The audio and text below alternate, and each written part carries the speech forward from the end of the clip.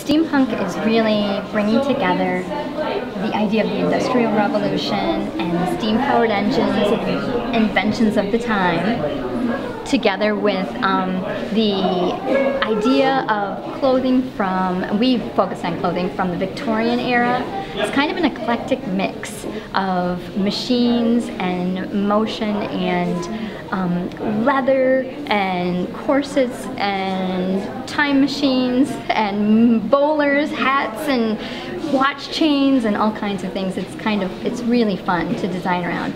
And the idea of this event really started with Carrie Sturmer, the gallery director, and coming to us and saying, let's do a cool thing together to celebrate the opening of this new beautiful art gallery.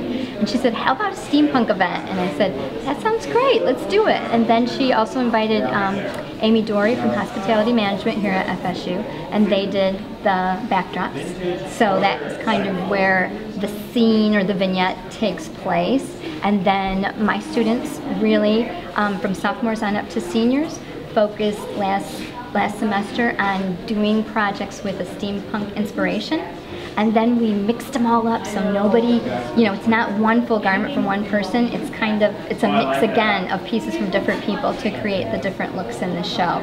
So it was collaboration among my students and with Ferris, and it's this great big ball of collaborative energy.